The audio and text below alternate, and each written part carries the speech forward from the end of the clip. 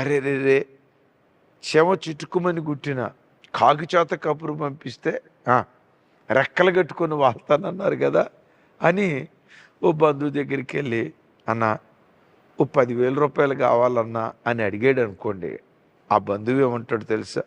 అరే అరే అరే అరే అరే అరే అరే ఒక్క గంట ముందు అడగాల్సిందిరా, 10,000 ఏం కర్మ, 1,00,000 రూపాయలు ఇచ్చేవాడిని. ఇందాకే మా అమ్మాయికి ఫీజు కట్టా, ఇందాకే పలానోడికి చేబోదులు ఇచ్చా.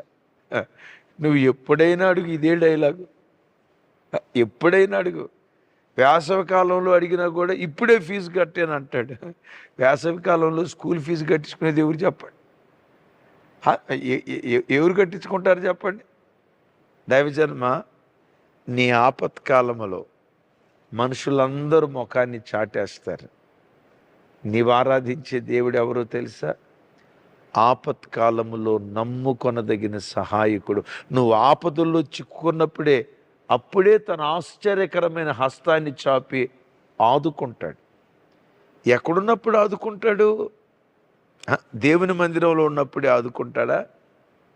యెషయా గ్రంథం 41వ అధ్యాయం 9-10 వచనాల్లో రాసి ఉంటుంది కదా, భూమి కొనలలో నువ్వు బ్రతుకుతున్నా నీతి అను నా దక్షిణ హస్తంతో నిన్ను ఆదుకుంటాను అంటాడు.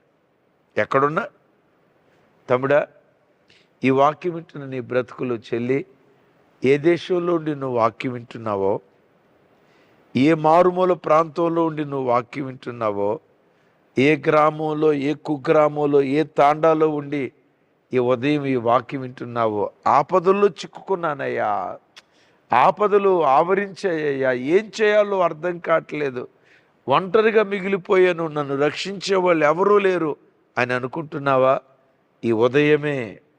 ఈ ఉదయమే ఆపత్కాలములో ఆదుకునే దేవుని కుడి హస్తం, దక్షిణ హస్తం నీ ఉన్న చోటికి దిగి వచ్చి యేసు నామములో నిన్ను ఆదుకొనుగాక.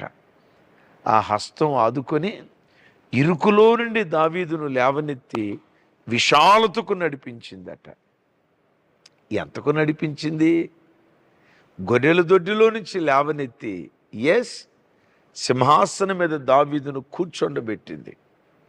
ఈ వాక్యం వింటున్న దైవజనమా, నీ ప్రాణం ఎప్పుడు దేవుని కొరకు